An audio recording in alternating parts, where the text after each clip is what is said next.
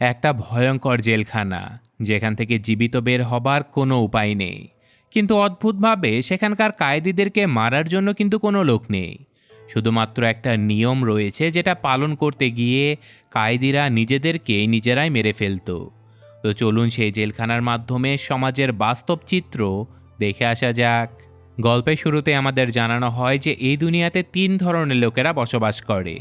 প্রথম দল সবার উপরের লেভেলে থাকে, আর দ্বিতীয় দল থাকে সবার নিচে, আর তৃতীয় দল ঝুলে থাকে এই প্রথম আর দ্বিতীয় দলকে একত্রিত করার কাজে। তো এখন আমাদের গল্পের প্রধান চরিত্র গরেনকে দেখানো হয়, যার সাথে ত্রিমাগাসি নামের একজন বৃদ্ধকেও দেখানো হয়। আর তারা দুজনে একটা কংক্রিটের দেয়ালের ভেতরে আটকা ছিল। এখানে ত্রিমাগাসি গরেনকে জানায় যে তারা একটা বিশাল লম্বা গর্তের মতো বিল্ডিংয়ের মধ্যে আটকে আছে। আর এই বিল্ডিংয়ের মাঝে প্রতিদিন নির্দিষ্ট একটা সময়ে একটা প্ল্যাটফর্ম উপর থেকে নিচে নেমে আসে। যে প্ল্যাটফর্মের উপরে অনেকগুলো ভালো ভালো খাবার দেয়া থাকে, যে খাবারগুলো মূলত এই গর্তের মতো বিল্ডিংয়ে আটকা থাকা বন্দীদের জন্যই ছিল। সেখান থেকে তারা যা খুশি তা খেতে পারত। কিন্তু প্ল্যাটফর্মটা মাত্র 2 বা 3 মিনিটের জন্য প্রত্যেকটা ফ্লোরে অপেক্ষা করত। আর এই সময়ের মধ্যেই তাদেরকে খাবার খেয়ে নিতে হতো। কোনো খাবার তারা নিজেদের সাথে রাখতে পারতো না, কারণ এতে তাদেরকে শাস্তি দেয়া হতো। তো এখন আমাদের টপ ফ্লোরে থাকা কয়েকজন অভিজ্ঞ শেফকে দেখানো হয়, যারা এই কয়েদিদেরকে খাবার দেবার জন্য খুবই সুন্দরভাবে খাবার তৈরি করছিল।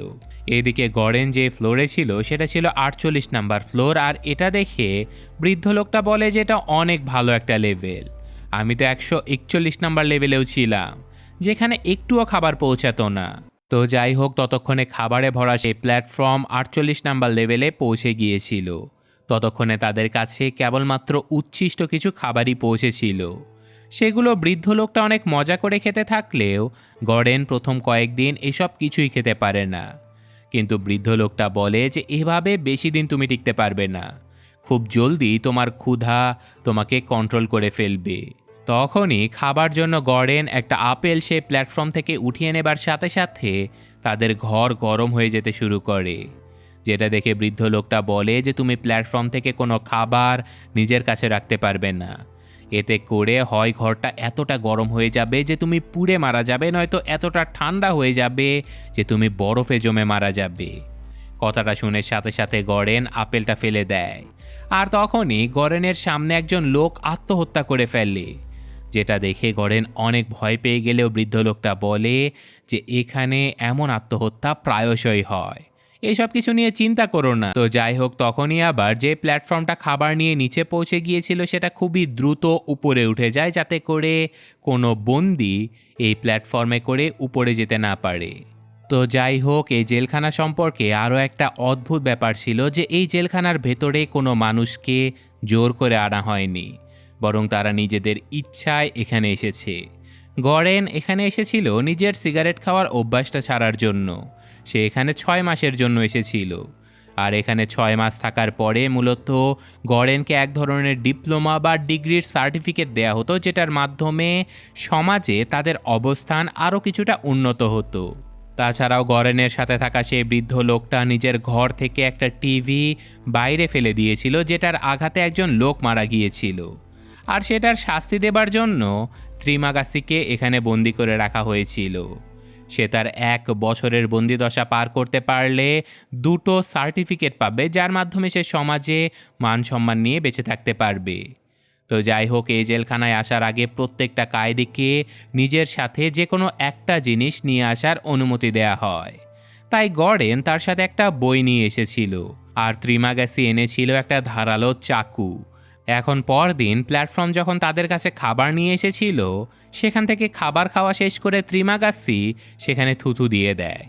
এমনকি নিচের লেভেলের লোকেরা যখন তাদের কাছে অনুরোধ করছিল কিছুটা ওয়াইন রেখে দেবার জন্য, তখন বৃদ্ধ লোকটা সেখানে মূত্রত্যাগ করে দেয়। আসলে এটাই যেন আমাদের সমাজের বর্তমান অবস্থা, যেখানে উপরের লেভেলের লোকেরা যেভাবে পারছে নিচের লেভেলের লোকদের ক্ষতি করেই যাচ্ছে। এভাবে একদিন তাদের রুমে প্ল্যাটফর্মে করে একজন পাগল মহিলা নিচের দিকে যেতে থাকে, যার সম্পূর্ণ শরীর রক্তে মাখা ছিল। এটা দেখে বৃদ্ধ লোকটা গরেনকে বলে যে ভয় পাবার কিছুই নেই। এই মহিলা প্রতি মাসে প্ল্যাটফর্মে চড়ে নিচে চলে যায় তার বাচ্চাকে খুঁজে আনার জন্য। আর এই জেলখানায় থাকা যেই লোকেরাই তাকে আটকানোর চেষ্টা করে এই মহিলা তাকেই মেরে ফেলে। তো যাই হোক, প্ল্যাটফর্ম নিচের লেভেলে যাবার সাথে সাথে সেখানে থাকা লোকজনেরা সেই মহিলাকে সরিয়ে খাবার খেতে থাকে, যেই কারণে মহিলাটা সেই লেভেলে থাকা লোক দুটোকে মেরে আবারও প্ল্যাটফর্মে উঠে পড়ে। আর এভাবেই তাদের দুজনের দিনকাল যেতে থাকে। কিন্তু হঠাৎ করে মাসের শেষে একদিন গরেনের ঘুম ভাঙলে সে নিজেকে তার বেডের সাথে বাঁধা অবস্থায় দেখতে পায়। আসলে এই জেলখানায় প্রত্যেক মাসে কয়েদিদেরকে অজ্ঞান করে ভিন্ন ভিন্ন লেভেলে রেখে দেয়া হতো। এটা সম্পূর্ণ বন্দীদের ভাগ্যের উপরে নির্ভর করত যে তারা কে কোন লেভেলে থাকতে পারবে। আর এবার দুর্ভাগ্যবশত গরেন আর সেই বৃদ্ধ লোকটা 171 নাম্বার লেভেলে পৌঁছে গিয়েছিল। তো সেখানে যখন খাবার নিয়ে প্ল্যাটফর্মটা চলে আসে তখন তারা দেখতে পায় যে প্ল্যাটফর্মে খাবারের কোনো ছিটে ফোঁটাও ছিল না। তখন বৃদ্ধ লোকটা এসে গরেনকে বলে যে আমি তোমাকে বেঁধে রেখেছি কারণ এত নিচের লেভেলে কখনোই খাবার পৌঁছায় না। আমার ধারণা যে তুমি খুব শীঘ্রই ক্ষুধার জ্বালা সহ্য করতে না পেরে আমাকে মেরে খেয়ে ফেলতে পারো। আমি তোমার হাতে মরতে চাই না। আমি তোমাকে বেঁধে রেখেছি কারণ 7 দিন আমি না খেয়ে থাকতে পারলেও তারপর যখন প্রচণ্ড ক্ষুধা পাবে তখন আমি তোমার মাংস কেটে খাবো, এমনকি তোমাকেও খাওয়াবো, যাতে করে আমরা দুজনেই এই মাসটা বেঁচে থাকতে পারি। দুর্ভাগ্যবশত এভাবেই না খেয়ে তাদের 7 দিন কেটে যায়। আর 8ম দিনে সে বৃদ্ধ লোকটা স্বাভাবিকভাবেই গরনের শরীর থেকে তার মাংস কেটে নিতে থাকে। কিন্তু তখনই সৌভাগ্যবশত প্ল্যাটফর্মে করে সেই পাগল মহিলাটা নিচে নেমে আসে আর সে এবং গরেন দুজনে মিলে ছুরিকাঘাত করে ত্রিমাকাসিকে সেখানেই মেরে ফেলে। আর এখন এই সারাটা মাস গরেন মৃত সেই বৃদ্ধ লোকটার মাংস খেয়ে নিজেকে বাঁচিয়ে রাখতে থাকে। কিন্তু এই সব কিছু করতে গিয়ে সে নিজে ত্রিমাগাসির মতো রাক্ষসে স্বভাবের হয়ে যায়। এমনকি সে প্রতিনিয়তই বৃদ্ধ লোকটার ভিশনসও দেখতে পাচ্ছিল। গরেন সিদ্ধান্ত নেয় যে এভাবে আর চলতে দেয়া যাবে না, কারণ প্রত্যেকটা ফ্লোরের মানুষেরা যদি শুধুমাত্র নিজেদের প্রয়োজনীয় খাবারগুলো খেয়ে বাকিদের জন্য বাঁচিয়ে রাখে তাহলে সবাই পর্যাপ্ত খাবার পাবে। কিন্তু উপরের লেভেলের লোকেদের মনমর্জির কারণে নিচের লেভেলের মানুষদের বেঁচে থাকা মুশকিল হয়ে যায়। আর এভাবেই কোনো রকমে 2য় নাম্বার মাসটাও কেটে যায়। আর ভাগ্যবশত গরেন এবার নিজেকে 33 নাম্বার লেভেলে আবিষ্কার করে। আর এবার তার সেলমেট ছিল ইমিগ্রি নামের একজন মহিলা, যার সাথে একটা কুকুরও ছিল। গরেন এই মহিলাটাকে দেখেই চিনে ফেলে, কারণ এই মহিলাটাই ছিল সিস্টেমের একজন ম্যানেজার, যার কাছে ইন্টারভিউ দিয়েই গরেন এই জেলখানায় ঢুকেছিল। মহিলাটা এই সিস্টেমে বিগত 25 বছর ধরে কাজ করেছে, কিন্তু দুর্ভাগ্যবশত মহিলাটার লাস্ট স্টেজের ক্যান্সার হবার কারণে সে কৌতূহলবশত এই জেলখানায় ঢুকেছিল এটা দেখার জন্য যে বিগত 25 বছর ধরে সে যেই লোকগুলোকে জেলখানায় ঢোকাচ্ছিল সে জেলখানাটা আসলে কেমন। কিন্তু এখানে ঢুকে ইমিগ্রি বুঝে যায় যে এখানকার সম্পূর্ণ সিস্টেম আসলে অনেক ভয়াবহ। এই সিস্টেমটা এমনভাবে তৈরি করা হয়েছে যে বন্দীদের শাস্তি দেবার জন্য অন্য কোনো মানুষের কোনো দরকারই নেই, তারা নিজেরাই নিজেদেরকে শাস্তি দেয়। তো যাই হোক, এই মহিলা গরেনকে জানায় যে এখানে প্রায় 200টা ফ্লোর রয়েছে।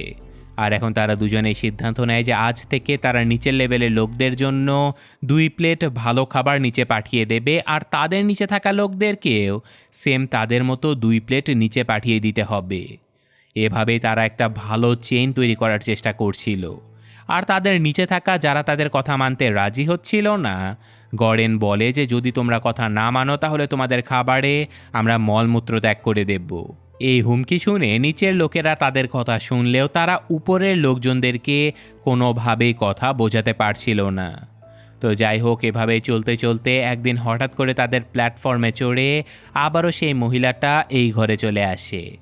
আর এবার তার অবস্থা অনেক খারাপ ছিল বলে গরেন সাথে সাথে সেই মহিলাটার সেবা যত্ন করতে থাকে। কিন্তু এখানে ইমিগ্রির সেই কুকুরটা সামান্য একটু খাবার ঘরের ভেতরে নিয়ে গিয়েছিল বলে পুরো ঘর ভয়ঙ্কর ঠান্ডা হয়ে যেতে শুরু করে।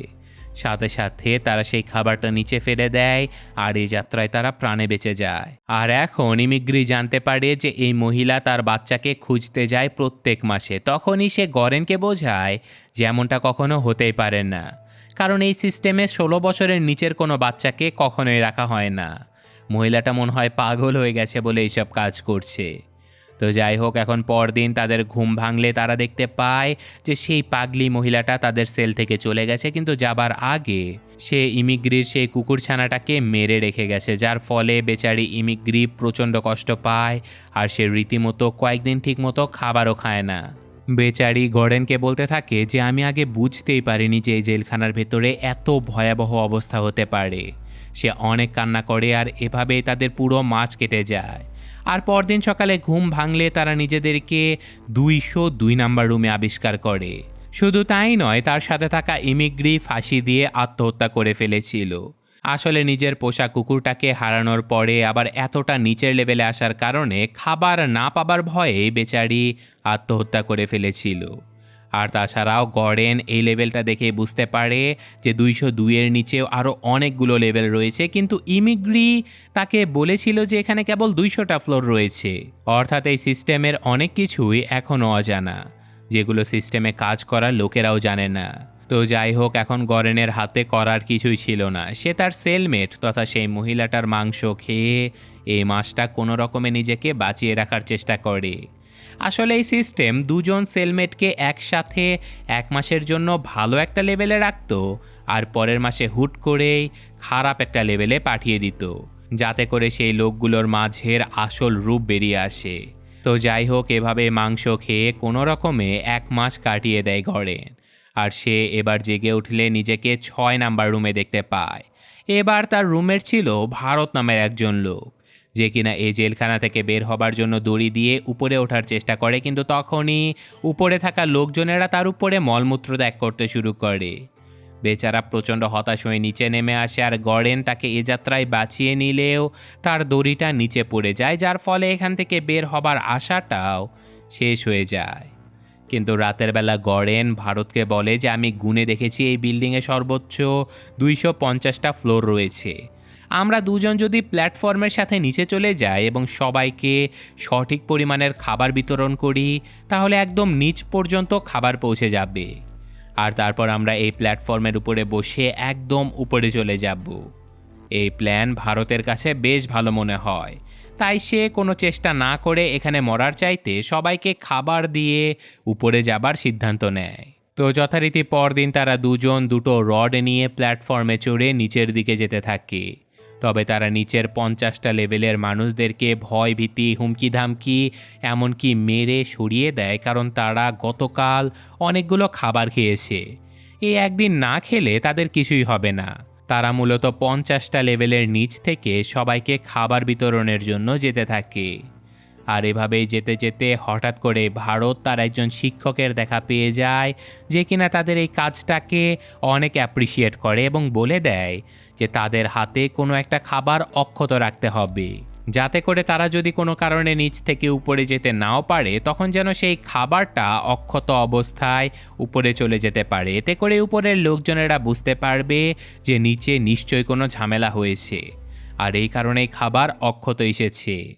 এটা শুনে ভারত একটা পুডিং নিজের হাতে অক্ষত করে রেখে দেয়, কিন্তু তারা যতই নিচের লেভেলে যাচ্ছিল ততই পরিস্থিতি ভয়াবহ হচ্ছিল, কারণ চারপাশে মানুষেরা মরে পচে পড়েছিল, তাদের গায়ে মাংসের একটা টুকরোও ছিল না।